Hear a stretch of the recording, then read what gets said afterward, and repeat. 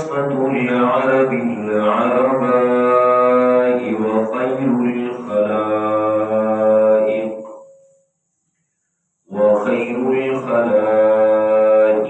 بعد الأنبياء.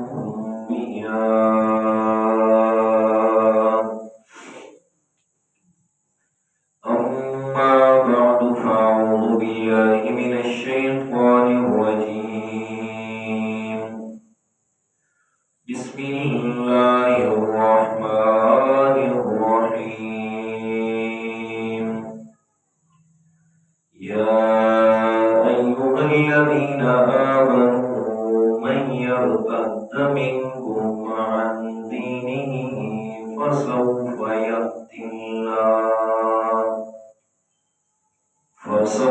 يأتي الله بقوم يحبهم ويحبونه أذلة على المؤمنين أعزة على الكافرين يجاهدون في سبيل الله ولا يخافون لومة لائم.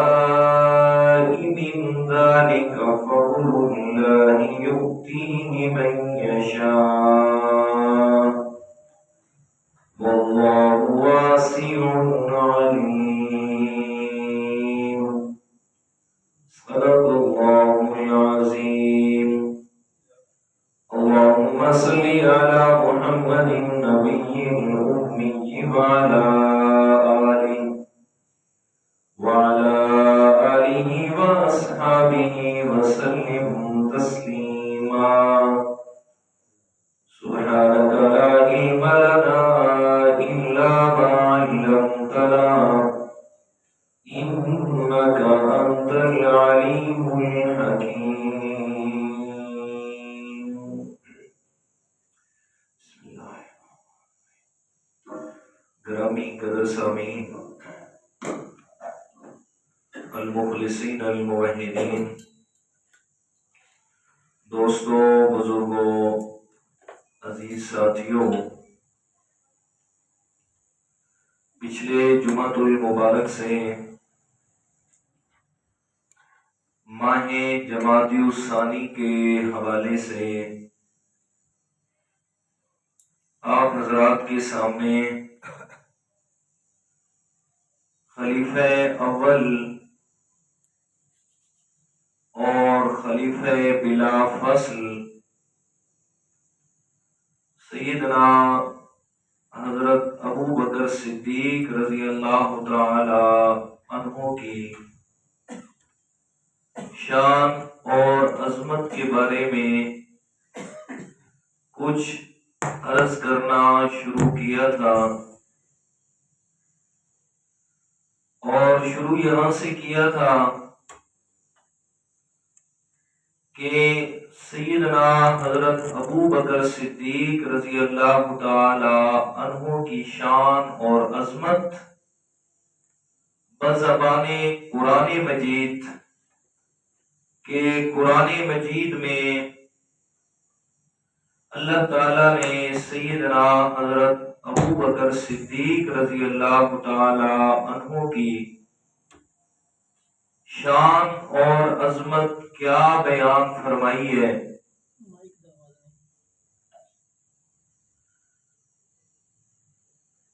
بہت ساری باتیں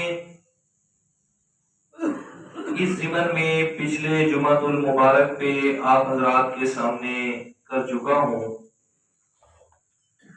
اسی بات کو آگے بڑھاتے ہیں کہ اللہ تعالیٰ نے قرآن مقدس میں سیدنا حضرت ابو بکر صدیق رضی اللہ تعالی عنہ کی شان اور عظمت وہ جو خاص کر کے امتیازی اوصاف کے ضمن میں بیان فرمائی ہے، اور پھر ان اوصاف میں سیدنا صدیق اکبر رضی اللہ تعالی عنہ کا کوئی بھی ہمسر اور ثانی نہیں ہے. کچھ باتیں ہو چکی، آج اسی بات کو آگے بڑھاتے ہیں کہ اللہ تعالیٰ نے چند ایک اور مقامات پر بھی خاص کر کے سیدنا حضرت ابو بکر صدیق رضی اللہ تعالیٰ عنہ کے اوصاف کو بیان فرمایا۔ قرآن مجید کا انداز دیکھیے گا، سورۃ المائدہ اور آیت نمبر 54 اور 6 پارہ۔ اعوذ باللہ من الشیطان الرجیم، بسم اللہ الرحمن الرحیم۔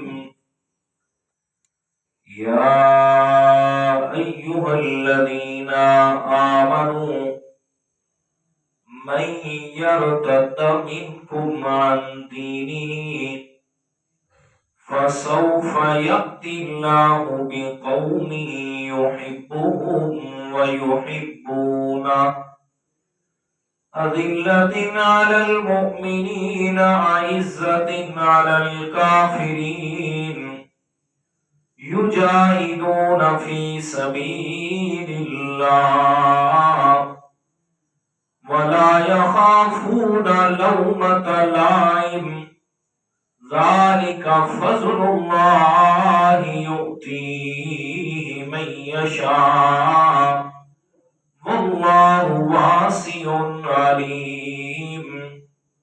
ترجمہ سنیے گا، فرمایا یا ایہا الذین آمنوا، اے ایمان والو، من یرتد منکم عن دینہ، اگر تم میں سے کوئی اپنے دین سے پھر جائے گا، یعنی مرتد ہو جائے گا، اسلام کو چھوڑ کے کفر کی طرف چلا جائے گا، تو فسوف یأتی اللہ بقوم، ان قریب اللہ تعالی ایک ایسی قوم کو لے آئے گا، یحبهم ویحبونہ، اللہ تعالی ان سے محبت کرے گا اور وہ اللہ تعالیٰ سے محبت کرنے والے ہوں گے۔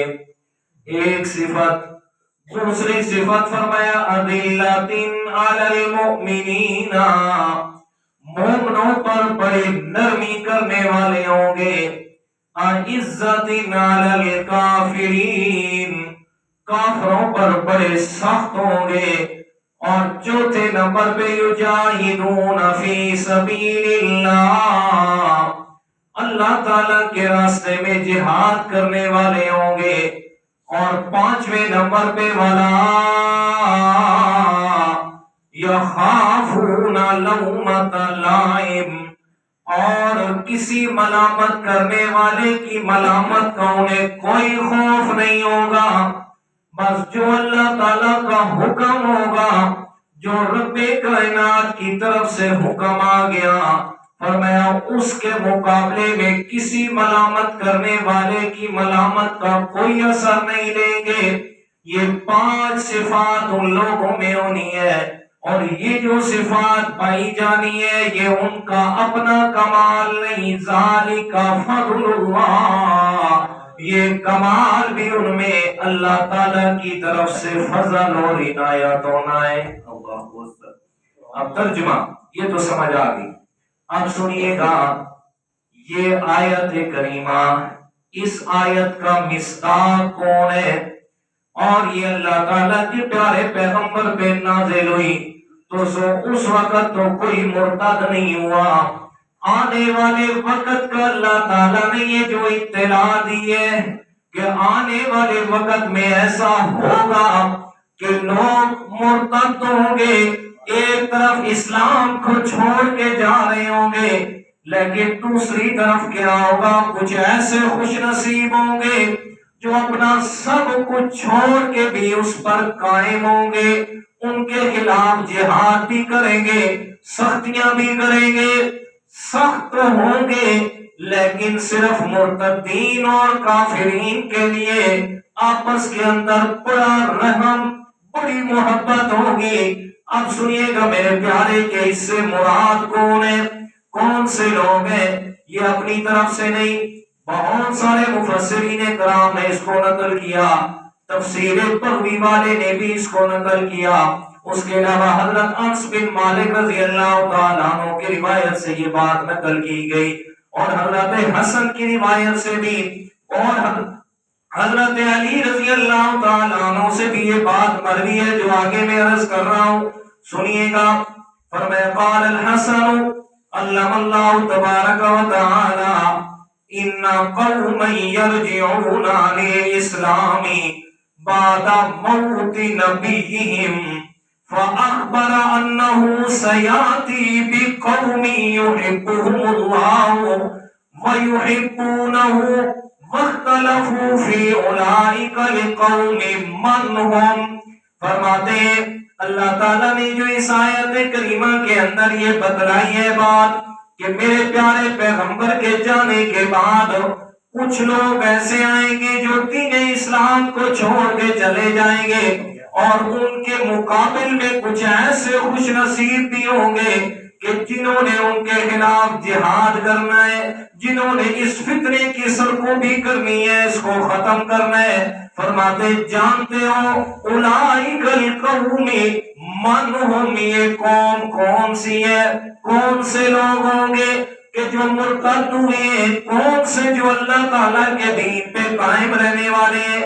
قال علی بن ابی طالب والحسن وقتادہ، حضرت علی رضی اللہ تعالیٰ عنہ، حضرت حسن اور قتادہ تابعی ہے، یہ تینوں فرماتے ہیں ہم ابو بکر و اصحابہ الذین قاتلوا اہل الردۃ ومانع الزکاۃ وذلک ان النبی صلی اللہ علیہ وسلم لما قبض ارتد عامة العرب الا اہل مکہ والمدینہ والبحرین من عبد القیس ومنع بعضهم الزکاۃ وهم ابو بکر بقتلاهم او کما قال۔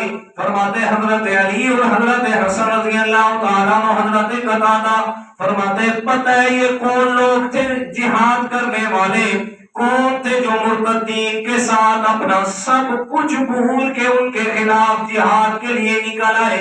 فرمایا ابو بکر و اصحابہ،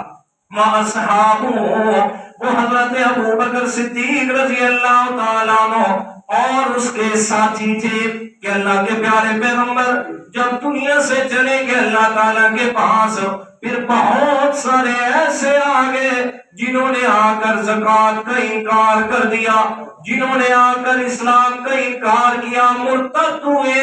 حضرت ابو بکر صدیق رضی اللہ تعالیٰ عنہ نے کیا فرمایا؟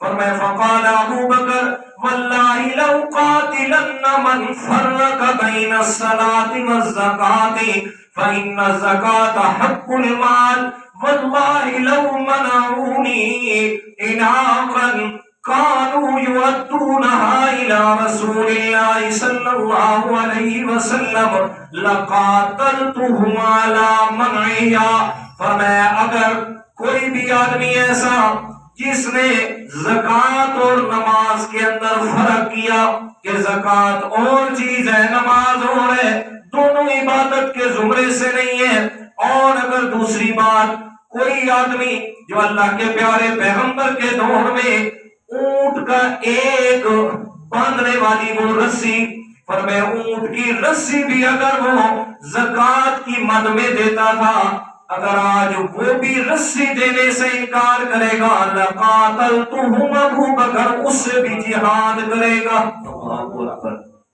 جی تو اللہ تعالیٰ نے یہ ان لوگوں کی صفات کا تذکرہ فرمایا، اور حضرت ابو بکر صدیق رضی اللہ تعالیٰ عنہ کے بارے میں سنیے گا تفسیر بغوی والے کے کیا الفاظ ہیں۔ فرمایا قال ابو بکر ابن عیاش سمعت ابا حسین یقول ما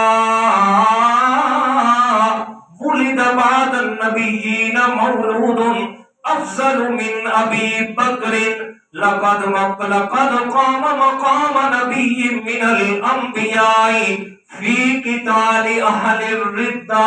فرماتے ہیں میں نے ابا حسین سے یہ بات سنی ہے کہ اللہ کے پیارے پیغمبروں کے بعد دنیا کائنات کے اندر حضرت ابو بکر صدیق سے بڑی فضیلت والا آدمی پیدا ہی نہیں ہوا، اور میں پیدا ہی نہیں ہوا اس لیے فرمایا کہ ابو بکر نے وہ کام کیا ہے جو اللہ کے پیغمبر کام کیا کرتے تھے۔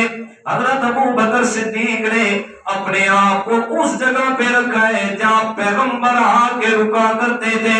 فرمایا فقال قد قام مقام نبی من الانبیاء فی قتال اہل الردہ، فرمایا مرتدین کے خلاف جیسے اللہ کے پیارے پیغمبر کام کیا کرتے تھے، حضرت ابو بکر صدیق نے بھی وہی کام کیا ہے۔ اللہ اکبر جی۔ اب دیکھیں حضرت ابو بکر صدیق رضی اللہ تعالیٰ عنہ، ان کے بارے میں اللہ تعالیٰ نے کتنی صفات کا ذکر کیا۔ فرمایا وہ قوم ہوگی یحبونہم و یحبونا، وہ اللہ سے محبت کرتے ہوں گے اور اللہ تعالیٰ ان سے محبت کرتا ہوگا۔ دوسرا اعزت علی المؤمنین وذلت اذلت علی المؤمنین اعزت علی الکافرین، اور میں مومنوں کے ساتھ نرمی کرنے والے، کافروں پر سخت ہوں گے۔ اور یہ میرے پیارے پیغمبر نے بھی یہ صفت حضرت ابو بکر صدیق کی انفرادی طور پہ بیان فرمائی۔ تفسیر تو میں اس کی اگلے جمعے میں انشاءاللہ کروں گا کہ جب ہمارا ٹاپک شروع ہوگا حضرت ابو بکر صدیق کی فضیلت حدیث پاک کی روشنی میں انشاءاللہ اگر زندگی نے وفا کی تو یہاں میں اشارہ کر دیتا ہوں۔ اللہ کے پیارے پیغمبر نے فرمایا ارحم امتی بی امتی ابو بکر، فرمایا میری ساری امت میں سے سب سے زیادہ رحم دل اللہ تعالیٰ نے وہ ابو بکر کو بنایا ہے۔ اور یہاں بھی فرمایا اذلت علی المؤمنین، فرمایا ان کی صفت یہ ہوگی وہ مومنوں کے ساتھ بڑے نرم دل ہوں گے، آپس کے اندر شیر و شکر ہوں گے، آپس کے اندر ان کا بڑا پیار اور محبت ہوگی۔ فرمایا تو اس آیت کریمہ میں بھی اللہ تعالیٰ نے حضرت ابو بکر صدیق رضی اللہ تعالیٰ عنہ کی شان اور عظمت کو بیان فرمایا۔ اور آیت کریمہ سنیے گا سورہ فجر اور آخری آیات اور 30واں پارہ سنیے گا الفاظ۔ اللہ تعالیٰ فرماتے ہیں یا ایتھا النفس المطمئنہ ارجعی الی ربک راضیۃ مرضیہ فادخلی فی عبادی وادخلی جنتی۔ اللہ تعالیٰ فرماتا ہے وہ جو نفس مطمئنہ ساری زندگی میں اللہ تعالیٰ کے تابع ہو کے گزاری، اور میں جس انسان نے میرے پیغمبر کی سنت کے مطابق زندگی گزار کے آ گیا، جب موت کا وقت آتا ہے، موت آتی ہے نا، روح اس کی نکلتی ہے، میں اللہ تعالیٰ اس کو مخاطب کر کے کیا فرماتا ہوں؟ فرمایا یا ایتھا النفس المطمئنہ، اور نفس مطمئنہ، اور ساری زندگی میں اللہ تعالیٰ کے احکام پر اطمینان سے زندگی گزارنے والے، جو بھی حالات آئے، جس طرح بھی آئے، جتنی مشکلات کا سامنا بھی کرنا پڑا، میں رب کے حکم کو نہیں چھوڑا، میرے پیغمبر کی سنت کو اپنے سینے سے لگا کے رکھا ہے۔ جیسے اللہ تعالیٰ نے 14ویں پارے میں سورۃ النحل میں فرمایا من عمل صالحا من ذکر او انثی فلنحیینہ حیاتا طیبہ، فرمایا او دنیا والوں، جس انسان نے چاہے مرد ہے چاہے عورت ہے اچھے اعمال میں زندگی گزاری ہے، فرمایا میرے پیغمبر کی سنت کے ساتھ وفا کر کے وقت گزارا ہے، میں اللہ تعالیٰ وعدہ کر رہا ہوں فَلَنُحْيِيَنَّهُ حَيَاتًا طَيِّبًا، میں اللہ تعالیٰ نے اسے پاکیزہ زندگی عطا کرنی ہے۔ شرط کیا ہے؟ عامل صالحا، پیغمبر کی سنت کو نہیں چھوڑنا، پیغمبر کی سنت کو سینے سے لگا کے رکھنا ہے، اور میں پھر اس کو حیات طیبہ نصیب ہوگی۔ تو یہاں بھی فرمایا وہ حیات طیبہ جس کو ملنے والی ہے، اور میں جب آئے گا نا میرے پاس میں اللہ تعالیٰ نے مخاطب ہی کرنا ہے النفس المطمئنہ، اور مطمئن زندگی گزارنے والے، مطمئن مراد سنت اور میرے پہ اللہ تعالیٰ کے احکام پر عمل کرنے والا۔ فرمایا ارجعی الی ربکی کہیں اور نہیں آیا، تو اپنے رب کی طرف لوٹ کے آیا ہے۔ اب کیا ہوگا؟ راضیۃ مرضیہ، جس رب کے پاس ہے اس حال میں کہ تو رب سے راضی ہے، رب تجھ سے راضی ہے، پھر فادخلی فی عبادی، اب میرے بندوں میں داخل ہو جا، یعنی فادخلی جنتی، یعنی میری جنت میں داخل ہو جا۔ فرمایا یہ جنت مل گئی، یہ سارا کچھ حاصل ہو گیا۔ اب یہ آیت کریمہ اتری ہے، اب سنیے گا حدیث مبارکہ، اس کے تفسیر الجامع الاحکام القرآن میں اس آیت کے تحت یہ حدیث پاک منقول ہے۔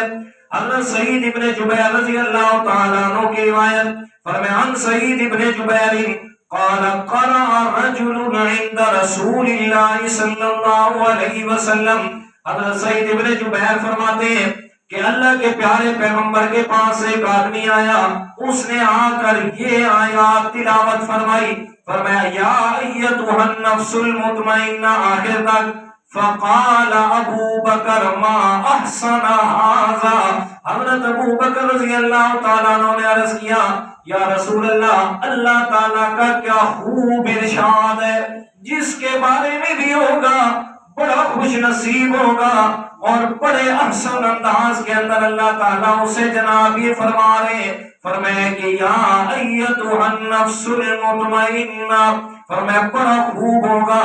اب سنیے گا، فقال النبی صلی اللہ علیہ وسلم اما ان الملک سیقولها لک عند الموت، اللہ تعالیٰ کے پیارے پیغمبر فرماتے ہیں اے ابو بکر پریشان نہ ہو، تو ہی وہ خوش نصیب انسان ہے کہ موت کے وقت فرشتہ تجھے بھی یہی الفاظ کہے گا، جی تجھے بھی یہی کہا جائے گا یا ایتھا النفس المطمئنہ، تجھے بھی یہ کہا جائے گا ارجعی الی ربک راضیۃ مرضیہ، ابو بکر آ جانا اپنے رب کے پاس اس حالت میں کہ تیرا رب تجھ سے راضی ہے، اور تجھے اتنا دے گا کہ تو بھی اپنے رب سے راضی ہو جائے گا۔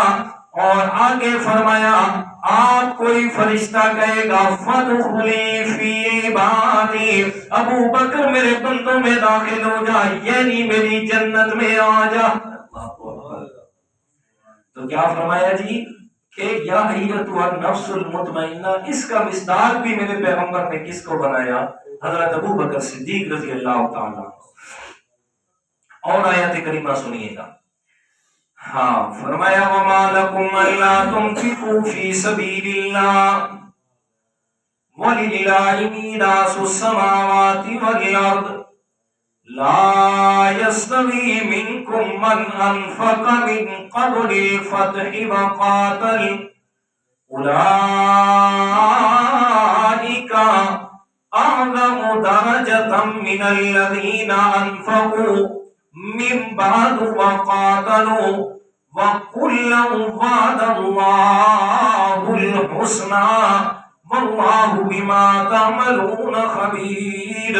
سورہ حدید آیت نمبر 10 اور صفحے کا نمبر 27، اللہ پارہ نمبر 27 ہے۔ باہر کوئی بول رہا ہے، میں بول رہا ہوں۔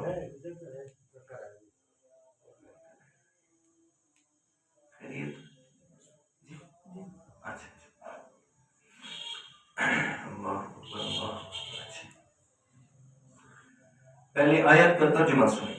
فرمایا وما لکم الا تنفقوا فی سبیل اللہ، اور تمہیں کیا ہو گیا ہے یہ کہ تم اللہ تعالیٰ کے راستے میں اپنا مال خرچ نہیں کرتے ہو۔ وَلِلَّهِ مِيرَاثُ السَّمَاوَاتِ وَالْأَرْضِ، حالانکہ زمین و آسمان کے سارے خزانوں کا مالک کون ہے؟ اللہ تعالیٰ ہے۔ وہ اس رب نے اپنے خزانوں میں سے تجھے کچھ عطا کر دیا، اب وہ جو مال دیا بھی اس نے ہے، اسی مال میں سے تھوڑا بہت اسی کے راستے میں خرچ کر دیا کرو۔ اس سے اگلی آیت میں اللہ تعالیٰ نے فرمایا، یہاں تو فرمایا نا وَمَا لَكُمْ أَلَّا تُنْفِقُوا فِي سَبِيلِ اللَّهِ، اور دنیا والوں اور مسلمانوں اور اہل ایمان، کیا ہو گیا ہے؟ مال کی محبت تمہیں اتنی زیادہ لے کے بیٹھ گئی ہے کہ اللہ کے راستے میں خرچ کرنے کے لیے تیار نہیں ہو۔ حالانکہ حقیقت یہ ہے، یہ جو تمہارے پاس مال ہے یہ تمہارا نہیں ہے، اس کا حقیقی مالک میں اللہ تعالیٰ ہوں۔ اگلی آیت میں فرمایا من ذا الذی یقرض اللہ قرضا حسنا۔ اور کائنات کے لوگوں، اگر تمہیں اپنے مال سے بڑی محبت ہے کہ ہم نے جناب بڑی مشکل سے کمایا ہے، ہم نے بڑی محنت لگائی ہے تب جا کے ملے، تمہیں اللہ تعالیٰ نہیں کہتا تمہیں کہ ایسے ہی خرچ کر دو، چلو آؤ میں اللہ تعالیٰ سے کاروبار ہی کر لو، آؤ وپار کی بات کرتے ہیں، آؤ نا کون ہے تم میں سے خوش نصیب جو اپنے مال میں سے میں اللہ تعالیٰ کو قرضہ دینا چاہتا ہے، قرضہ دینا چاہتا ہے۔ جب تم مجھے قرض دو گے نا فَيُضَاعِفَ لَهُ اضعافا کثیرا، میں اللہ تعالیٰ دگنا چگنا کر کے تمہیں عطا کروں گا دنیا کے اندر اور آخرت میں۔ وَلَهُ أَجْرٌ کریم، میں اللہ تعالیٰ نے عزت والا اجر تیار کیا ہوا ہے۔ اس لیے جب رب کے راستے میں دینے لگو نا، چاہے مسجد میں، چاہے مدرسہ میں، چاہے کسی غریب کو رب کے نام پہ دے رہے ہو نا، تو پھر اپنی گنجائش کو سامنے رکھتے ہوئے تنگ دل ہو کے نہ دیا کرو۔ اگر ایسے دل نہیں مان رہا نا تو پھر اسی آیت پہ عمل کر لیا کرو، یا اللہ سے تم قرضہ دے دے پہ، جی کیا دے رہے ہیں؟ قرضہ دے رہے ہیں مولا، ہم تجھے قرضہ دے رہے ہیں، اب تیری مرضی ہے دنیا میں دے، تیری مرضی ہے آخرت میں دے۔ پھر اللہ تعالیٰ وہ ذات ہے کہ جو کسی کا قرض اپنے پاس رکھتا نہیں ہے، پر میں وعدہ کیا فَيُضَاعِفَ لَهُ أَضْعَافًا كَثِيرًا، میں اللہ تعالیٰ دگنا چگنا کر کے تمہیں واپس کروں گا۔ یہ تو دنیا کی بات ہے نا، وَلَهُ أَجْرٌ کریم، جب قیامت کے دن آؤ گے تو پھر اجر بھی بڑی عزت والا دوں گا۔ عزت والا اجر کیا ہے؟ عزت والا اجر یہ ہے کہ اللہ تعالیٰ یہ نہیں فرمائیں گے کہ اس کا بدل دنیا میں بھی لے چکے ہو تو ہوں کے بھی شاید بدلا 10 روپے تو نے خرچ کیے تھے، اس کی نسبت سے میں اللہ تعالیٰ نے تیرے اتنی زیادہ بیماریاں آنے والی اور مشکلات وہ میں نے ٹال دی تھی اور تیرا اتنا پیسہ بچ گیا تھا، جی اگر وہ بیماریوں میں لگتا تو کتنا مقروض ہو جاتا، سو میں نے وہ اسی برکت سے کیا تھا نا، تو اب تیرا کوئی عزت والا کوئی اجر نہیں ہے، یا تو یہ جو لے رہا ہے تو پھر یہ دگنا چگنا بھی لے آیا اور بھی زیادہ لے آئے۔ مطلب یہ جو عزت والا اجر ملے گا نا، نان میڑا کوئی نہیں ملا، عزت والے اجر کے ساتھ اللہ تعالیٰ نے تانا اور سراکی میں کہتا ہے میرا۔ بعض اوقات ایسے الفاظ ہوتے ہیں سراکی کے جو عربی کے صحیح تلفظ کو ادا کرتے ہیں، معنی کو اردو میں وہ لفظ ہی نہیں ہے۔ اب اجر الکریم کی جو تفسیر ہے نا وہ یہی ہے کہ ایسا اجر کہ جس میں اللہ تعالیٰ نے ساتھ میں میرا بھی کوئی نہیں دے رہا، کہ تو دنیا میں بھی لے گیا اور اب بھی لے رہا ہے۔ اچھا اب آ جائیں اصل آیت پہ۔ اب یہاں اللہ تعالیٰ نے صحابہ اکرام کی تقسیم کی ہے، ڈویژن کی ہے، 2 حصوں میں تقسیم کی ہے۔ فرمایا لا یستوی منکم من انفق من قبل الفتح وقاتل، ایک وہ لوگ کہ جنہوں نے فتح مکہ سے پہلے اپنا مال خرچ کیا اور اللہ کے راستے میں جہاد کیا ہے، اور دوسرے وہ فرمایا انفقوا من بعد وقاتلوا، دوسرے نمبر پر جنہوں نے فتح مکہ کے بعد اللہ کے راستے میں مال خرچ کیا اور جہاد کیا، فرمایا دونوں کے لیے میں اللہ تعالیٰ نے کُلًا وعد اللہ الحسنى، تمام کی تمام، چاہے کوئی فتح مکہ سے پہلے آیا، چاہے کوئی فتح مکہ کے بعد آیا، چاہے فتح مکہ کے دن ہونے والا مسلمان ہے، تمام تر صحابہ کرام کے لیے میں اللہ تعالیٰ نے جنت کا وعدہ کیا ہوا ہے، چاہے کوئی بعد میں آیا چاہے کوئی پہلے آیا۔ ہاں فرق مراتب ضرور رکھا میں اللہ تعالیٰ نے، کسی کو شان زیادہ دی ہے، کسی کو مقام اس سے کم دیا ہے، لیکن ہے میرے پیغمبر کے سارے صحابہ جنتی۔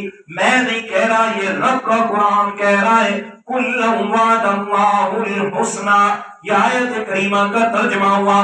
اب حدیث پاک سنیے گا، اللہ کے پیارے پیغمبر، یہ کنز الامال حدیث کی کتاب ہے، فضائل ابی بکر کے اندر یہ حدیث موجود ہے، اور اس کو روایت کرنے والے حضرت عبداللہ ابن عمر رضی اللہ تعالیٰ عنہ حدیث کے الفاظ فرمایا، عبداللہ ابن عمر بین النبی صلی اللہ علیہ وسلم جالس وعنده ابو بکر الصدیق علیہ اباءۃ قد خلها على صدره بخلال اذ نزل علیہ جبرائیل فقرہ من اللہ السلام۔ حضرت عبداللہ ابن عمر رضی اللہ تعالیٰ عنہ فرماتے ہیں، اللہ کے پیارے پیغمبر کے ساتھ ہم بیٹھے ہوئے تھے، حضرت ابو بکر صدیق رضی اللہ تعالیٰ عنہ ہمارے پاس تشریف لے آئے، اور حالت ان کی کیا تھی؟ جب آئے، علیہ اباءۃ قد خلہا من صدری، انہوں نے اپنے اوپر ایک قمیض پہنا ہوا تھا، ابا پہنی ہوئی تھی، حالت یہ تھی قد خلہا علی صدری، سینے کے بالکل سامنے سے وہ ابا اور قمیض پھٹا ہوا تھا۔ حضرت ابو بکر صدیق آ کے بیٹھ گئے۔ اب پوری حدیث سنیے گا، جسے تفسیر کبیر کے اندر امام رازی رحمت اللہ تعالی علیہ نے نقل فرمایا ہے۔ وہ غزوہ تبوک کا واقعہ کہ جب اللہ کے پیارے پیغمبر نے اس موقع پہ اعلان فرمایا اللہ کے راستے میں اپنا مال خرچ کیجئے، سارے صحابہ کرام اٹھے۔ اسی موقع پہ حضرت عثمان گئے اور 900 اونٹ غلے سے لدے ہوئے، 100 گھوڑا سدھایا ہوا اور 5.5 کلو سونا لے کے آئے ہیں، آ کے میرے پیارے پیغمبر کے سامنے پیش فرمایا۔ اور اللہ کے پیارے پیغمبر اس موقع پہ فرما رہے ہیں، او میرے صحابہ، اللہ تعالیٰ نے میرے ساتھ وعدہ فرمایا، ما ذر عثمان ما عمل بعد اليوم۔ حضرت عثمان نے یہ جو اتنا مال اپنا خرچ کیا ہے، اتنا بڑا عمل کیا، اللہ تعالیٰ کو اتنا پسند آیا کہ اگر آج کے بعد حضرت عثمان نے ایک عمل چھوڑ بھی دے تو اسے نقصان نہیں ہے۔ فرمایا حضرت عمر بھی آئے، اپنے گھر کا آدھا مال لے کے آئے، لیکن جب باری آئی نا حضرت ابو بکر صدیق کی، اپنے گھر کا سارا مال اکٹھا کیا ہے، ایک پوٹلی بنی ہے، چھوٹی سی گٹھڑی بنی ہے، اور آخر کے اندر حضرت ابو بکر صدیق نے وہ جو دیواروں پہ ہاتھ مار کے ایک سوئی کو نکالا کہ کبھی میں نے رکھی تھی اس جگہ پہ سوئی، آج وہ بھی اللہ کے راستے میں جائے، اور پھر جو زیب تن اعلیٰ لباس کیا ہوا ہے اس لباس کو بازار میں جا کے بیچا ہے، اور ٹاٹ کا لباس حضرت ابو بکر صدیق نے پہنا ہے، اور حالت یہ ہے سلائی کے لیے سوئی بھی نہیں، دھاگا بھی نہیں، وہ جو سلائی کی جگہ کے اوپر کی کر کے کانٹے لے کے ان سے اپنے جناب لباس کو ملایا ہوا ہے اور جوڑا ہوا ہے، آگے سارا کچھ پیغمبر کے سامنے پیش کیا، اور خود آرام سے پیغمبر کی محفل میں بیٹھ گئے۔ حضرت جبرائیل علیہ السلام تشریف لے آئے، یہ حدیث پاک قد خلہا علی صدری، حالت یہ ہے وہ کانٹے جو لگے ہوئے ہیں، بھلا وہ کتنی چیزوں کو چھپا سکتے تھے۔ حضرت ابو بکر میرے پیغمبر کے سامنے حضرت جبرائیل آئے، آ کے حضرت جبرائیل کی حالت کو میرے پیغمبر نے دیکھا نا، عجیب لباس پہنا ہوا ہے، کہتے جبرائیل یار یہ کیا ہے؟ پہلے تو جب بھی میرے پاس آتے آپ کا جنتی اعلیٰ لباس ہوتا، اور آج آپ نے یہ کیا پہنا ہوا ہے؟ حضرت جبرائیل فرماتے ہیں یا رسول اللہ اس کا جواب مجھ سے نہیں، نظر اٹھا کے ابو بکر کی طرف دیکھیے گا۔ میرے پیارے پیغمبر نے دیکھا، پھر حضرت جبرائیل فرماتے ہیں یا رسول اللہ اب آسمانوں کی طرف نظر اٹھائیے گا۔ میرے پیارے پیغمبر نے دیکھا لاکھوں کی تعداد میں فرشتے ہیں، انہوں نے بھی وہی ٹاٹ والا لباس پہنا ہوا ہے۔ اللہ کے پیارے پیغمبر سے عرض کرتے ہیں حضرت جبرائیل یا رسول اللہ جب سے حضرت ابو بکر نے وہ اپنا اعلیٰ لباس بیچے اور اللہ کے راستے میں وہ پیسے دے دیے اور خود ٹاٹ کا لباس پہن کے بیٹھے، اللہ تعالیٰ کو ان کا یہ عمل اتنا پسند آیا ہے، سارے آسمانوں پہ اللہ نے اعلان کر دیا آج سارے فرشتے حضرت ابو بکر کی نقالی میں یہی ٹاٹ والا لباس پہنیں گے۔ اور ساتھ میں اگلی بات سنیے گا، حضرت ابو بکر صدیق سے کہتے ہیں یا رسول اللہ، حضرت جبرائیل فرماتے ہیں اللہ تعالیٰ کی طرف سے میں ایک پیغام بھی لے کے آیا ہوں، وہ کون سا ہے؟ فرمائے فَقْرَأَهُ مِنَ اللَّهِ السَّلَامُ، حضرت ابو بکر کو اللہ تعالیٰ سلام کہہ رہے ہیں۔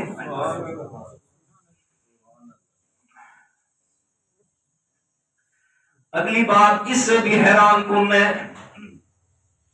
فرمائے ایک تو سلام آیا، دوسرا اللہ تعالیٰ کے پیارے پیغمبر سے فرمایا اللہ تعالیٰ حضرت ابو بکر سے کچھ سوال کر رہے ہیں۔ فرمایا سوال یہ ہے، فرمایا ابو بکر ذرا مجھے یہ بتا، اس حالت میں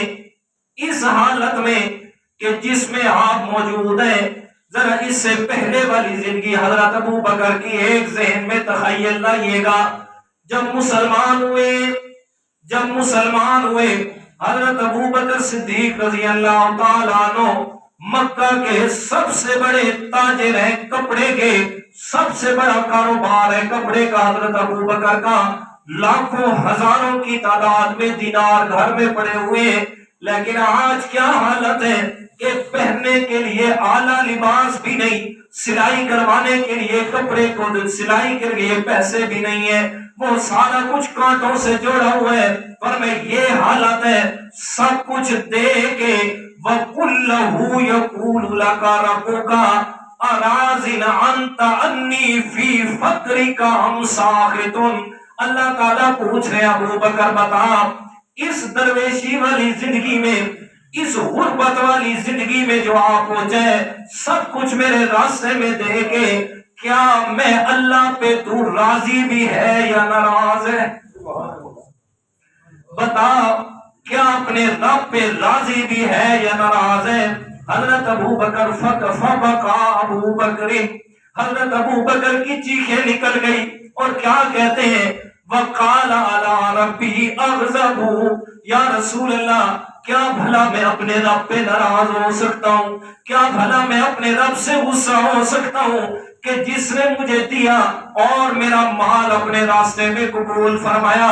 نہیں یا رسول اللہ، انا ربی راض، انا ربی راض، انا ربی راض، اگر وہ رب اس حالت میں ابو بکر پہ راضی ہے تو میں ابو بکر بھی اپنے رب پہ راضی ہوں۔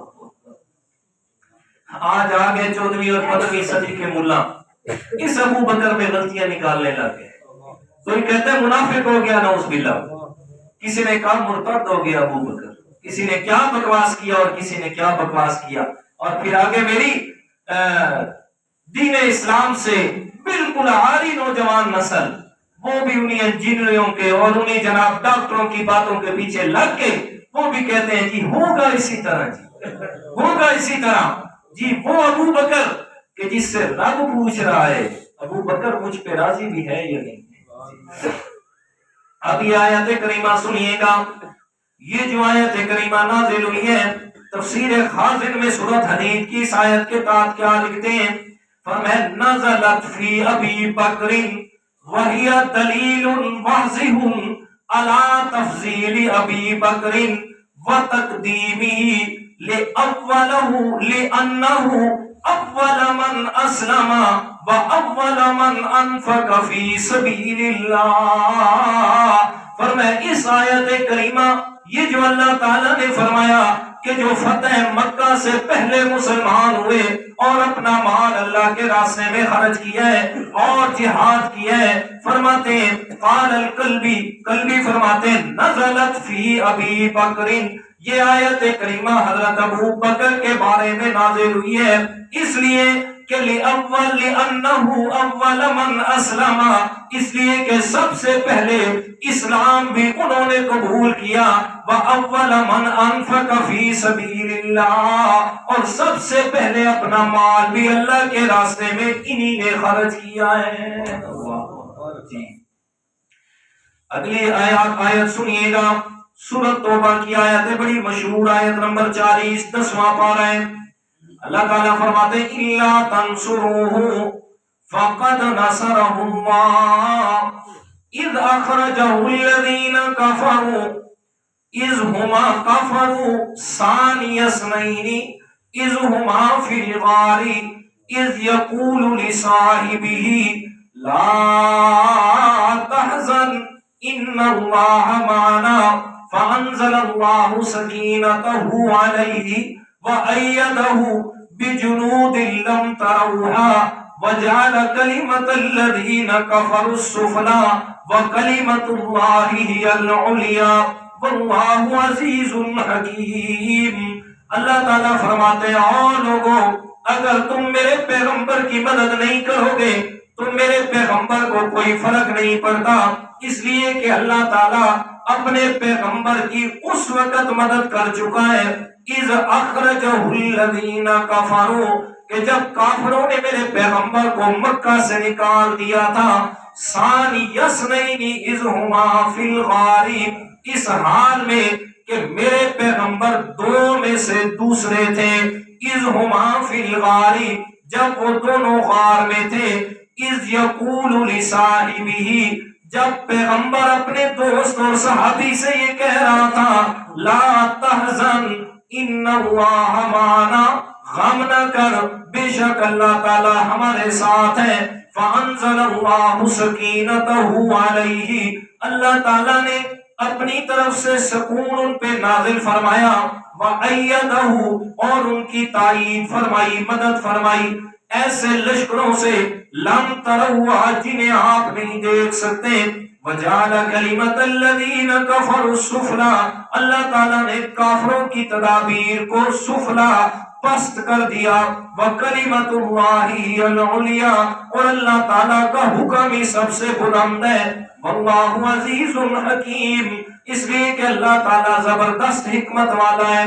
حدیث پاک سنیے گا اس کی تفسیر کے اندر فرمایا ان ابا بکر الصدیق حدثہ قال نظرت الى اقدام المشركين على رؤوسنا ونحن في الغار فقلت يا رسول الله لو ان احدهم نظر الى قدميه ابصرنا تحت قدميه. اللہ کے پیارے پیغمبر حضرت ابو بکر صدیق کے ساتھ جب غار میں پہنچے، وہ ہجرت والا واقعہ لمبی تفصیل ہے ادھر نہیں. غار میں پہنچے، غار میں پہنچ گئے. حضرت ابو بکر صدیق رضی اللہ تعالیٰ عنہ غار کو صاف کیا. صاف کرنے کے بعد اللہ کے پیارے پیغمبر اور حضرت ابو بکر صدیق غار میں موجود ہیں. اللہ کے پیارے پیغمبر تھکے، اتنا سفر کر کے آئے غار سور تک رات کی تاریکی میں. حضرت ابو بکر صدیق بیٹھ گئے. اللہ کے پیارے پیغمبر نے حضرت ابو بکر کی گود میں اپنا سر مبارک رکھا ہے اور سو گئے. یہ بھی قسمت اپنی اپنی. میرے پیارے پیغمبر مکہ چھوڑ رہے ہیں، مکہ چھوڑ رہے ہیں تو صدیق کی جھولی ہے، اور جب میرے پیغمبر دنیا چھوڑ رہے ہیں تو صدیق کی بیٹی صدیقہ کی جھولی ہے. یہ اپنے اپنے مقدر نصیب ہے جسے اللہ تعالیٰ عطا فرما دے. آخری وقت حضرت ابو بکر صدیق کی جھولی میں میرے پیارے پیغمبر کا سر مبارک ہے. ہاں حضرت ابو بکر صدیق رضی اللہ تعالیٰ عنہ غار میں اللہ کے پیارے پیغمبر کے وہ جو گود مبارک میں سر رکھا ہے ابو بکر کے میرے پیغمبر نے، اور پھر اتنے قریب سے میرے پیغمبر کو دیکھا میرے ابو بکر نے. یہ بھی کیا کہتے ہیں، کوئی عاشق اور محبوب ہی اس بات کو سمجھ سکتا ہے. اور پھر عاشق ہونا ابو بکر جیسا سچا اور محبوب ہو میرے پیغمبر جیسا، اور پھر ان کی تنہائی اور خلوت اور پھر اتنی قربت. اس لیے تو حضرت عمر فاروق رضی اللہ تعالیٰ عنہ اکثر اوقات میں حضرت ابو بکر سے کہا کرتے تھے ابو بکر یار آج ایک سودا کر لے میرے ساتھ. ساری زندگی کی عبادت، ساری زندگی کے روزے، ساری زندگی کا جہاد، ساری زندگی کی میری نیکیاں لے لے، اور اس کے بدلے میں وہ ایک ہجرت والی رات جو پیغمبر کے ساتھ آپ نے تنہائی میں گزاری ہے اس کی نیکیاں مجھے دے دے. حضرت ابو بکر آگے سے مسکرا کے فرماتے تھے عمر یہ تو میرے رب کی عطا ہے، جسے چاہتا ہے دے دیتا ہے. اور پھر وہ حدیث سنیے گا، اللہ تعالیٰ کے پیارے پیغمبر گھر میں بیٹھے اور حضرت عائشہ رضی اللہ تعالیٰ عنہ چاند کی چاندنی ہے اور آسمان تاروں سے بھرا ہوا ہے، سوال کرتی ہے یا رسول اللہ کیا آپ کی امت میں سے کوئی ایسا بھی خوش نصیب ہے کہ جس کی نیکیاں آسمان کے تاروں سے بھی زیادہ ہو؟ اللہ کے پیارے پیغمبر نے فرمایا عائشہ ہاں وہ میرا عمر فاروق رضی اللہ تعالیٰ عنہ ہے۔ اور پھر حضرت عائشہ کے دل میں جو بات تھی کہ اللہ کے پیغمبر میرے والد کا نام لیں گے، اس لیے کہ ہر بیٹی چاہتی ہے نا کہ میرا والد اونچا ہو، جی حضرت عائشہ نے وہ جو دل والی بات تھی زبان پہ لے آئی اور فرمایا این حسنات ابی، میرے دل میں بات تھی آپ میرے والد کا نام لیں گے، آپ نے تو حضرت عمر کا نام لے دیا، تو پھر میرے والد کی نیکیوں کا کیا بنا؟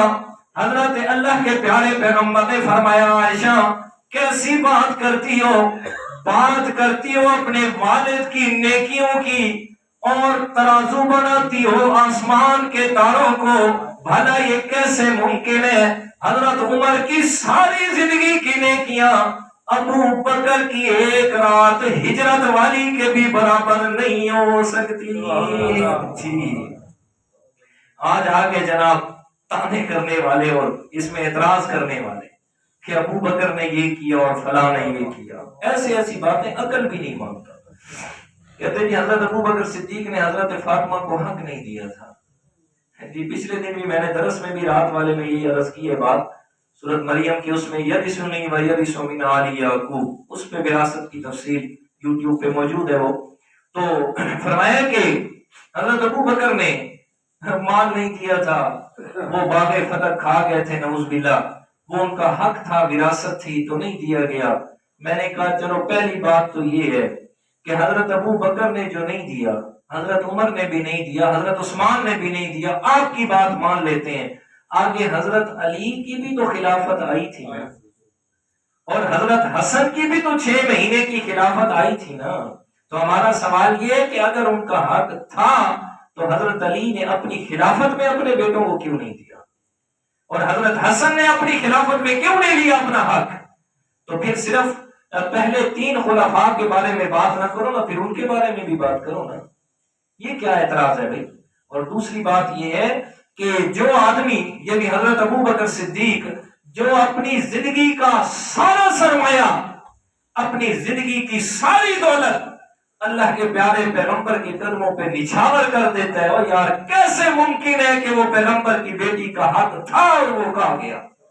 یہ عقل بھی نہیں مانتا کہ جو سب کچھ دے گیا رب کے راستے میں، بھلا وہ کیسے بیٹی کا حق کھا سکتا ہے؟ سب بکواس ہے، سب تاریخی من گھڑت باتیں اور چٹکلے ہیں، اس میں کچھ بھی حقیقت نہیں ہے۔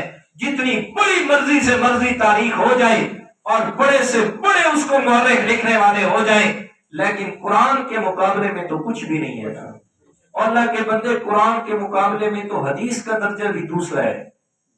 ایک طرف قرآن کی بات آ گئی نا، دوسری طرف حدیث کی بات آ گئی، تو پہلا نمبر قرآن کا ہے، دوسرا نمبر حدیث کا ہے۔ تاریخ تو پتہ نہیں کون سے درجے میں ہے، تاریخ کو ڈھائے پھر رہے ہیں، طبری نے یہ لکھا ہے اور ابن کثیر نے یہ لکھا ہے اور ابن اسیر نے یہ لکھا ہے، فلاں نے یہ لکھا ہے، جی یہ ہو گیا، سب بکواس ہے، کوئی حقیقت نہیں ہے اس میں۔ اچھا تو اللہ کے پیارے پیغمبر غار میں موجود ہیں اور حضرت ابو بکر صدیق رضی اللہ تعالیٰ عنہ کی گود میں سوئے ہوئے ہیں۔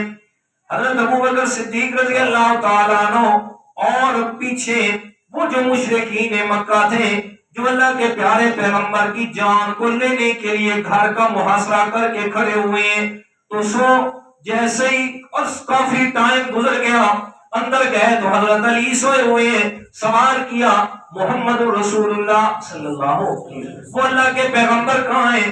حضرت علی نے آگے سے جواب دیا مجھے دے کے گئے تھے، میرے سے پوچھنے آئے مجھے دے کے گئے تھے، مجھے کیا پتا ہے اللہ کے پیغمبر کہاں گئے؟ چلو نہیں پتا تھا، وہاں سے منہ لے کے اپنا نکلے نا۔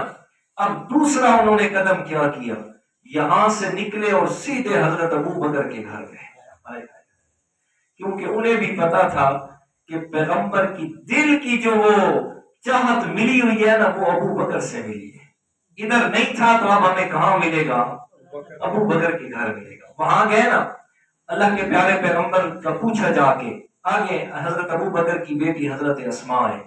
हजरत अस्मा से पूछा, बता तेरा बाबा और अल्लाह के पैगंबर कहाँ है? हजरत अस्मा कहती है कि अब मेरा इम्तिहान आ गया।